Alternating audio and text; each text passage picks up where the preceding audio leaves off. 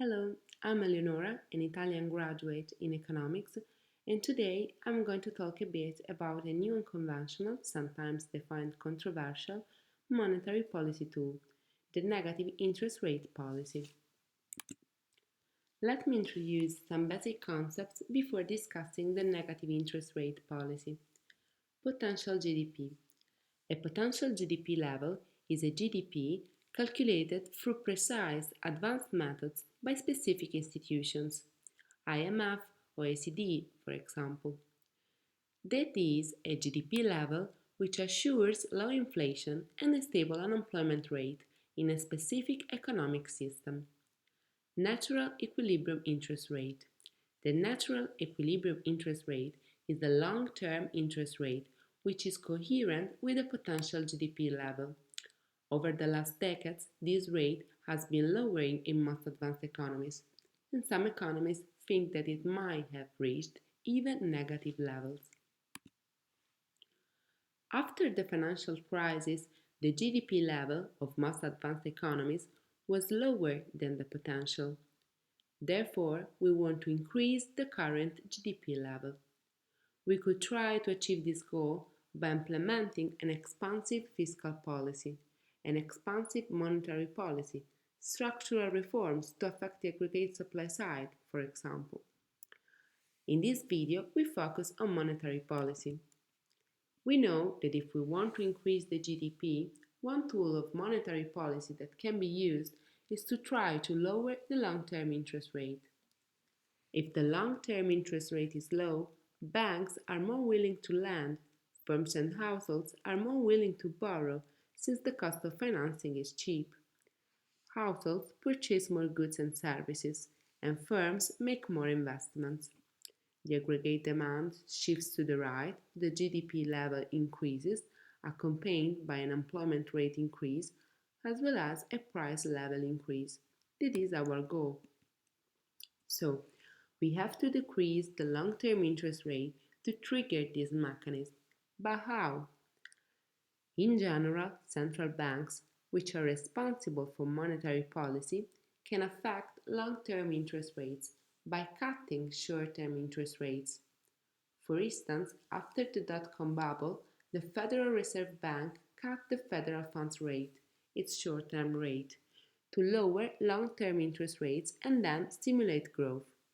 Central banks also use other tools, for example open market operations, which are not directly related to this discussion. By cutting short-term interest rates, central banks want to try to influence investors' expectations. If central banks convince people that short-term interest rates will go down over the next years, long-term interest rates are supposed to go down as well. In fact, one of the central factors that normally contributes to affect long-term interest rates is given by investor expectations about future short-term interest rates. Other factors are, for example, inflationary pressures and term premiums. After the financial crisis, some central banks, such as the European Central Bank, Denmark National Bank, Swiss National Bank, cut short-term interest rates for the reasons illustrated above. But something did not work as expected. It turned out that the end of the yield curve, that is long-term interest rates, was not as low as it should have been. What did not work? This mostly happened because of the zero lower bound. In a world where short-term interest rates were already near zero, the zero lower bound created the belief that interest rates could not go down further beyond zero. Therefore, the zero lower bound provoked investors to attribute higher probabilities to higher interest rates. This was paradoxically keeping up the end of the yield curve in an economic reality characterized by low short-term interest rates, deflationary pressures, and low term premiums. Low term premiums were caused by quantitative easing policies. Therefore, some central banks decided to remove the zero lower bound and move some key interest rates into the negative territory. In this way, Investors attribute probabilities to lower interest rates and so push down the median of the probability distribution, shifting down the end of the yield curve, so lowering long-term interest rates. To summarize, we live in a world where most advanced economies experience a GDP level that is lower than the level which assures a stable rate of unemployment and inflation. In order to rise the GDP, long-term interest rates should be lowered since they affect the aggregate demand and the GDP level.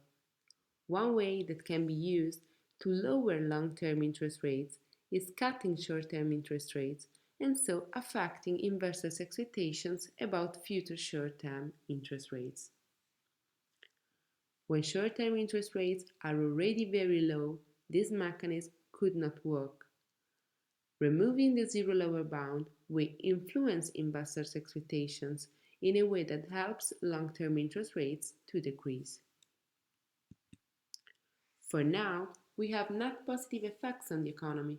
This means that benefits of the negative interest rate policy, so the revival of the economic system, outweigh the drawbacks, for example, a reduction of bank profitability. We do not know if this positive situation is sustainable. For example, if negative interest rates were to shift downward further for a prolonged period of time, could bank profitability be damaged? So, this video has finished. I hope you enjoyed it. And one more thing, if you don't know anything about the yield curve, how expectations about short-term interest rates affect long-term interest rates, that is a bit of expectation theory and is theoretical developments, you're not likely to fully understand the content of this video. Therefore, I suggest to review these topics before completely immersing yourself into the negative interest rate policy. Thank you for watching.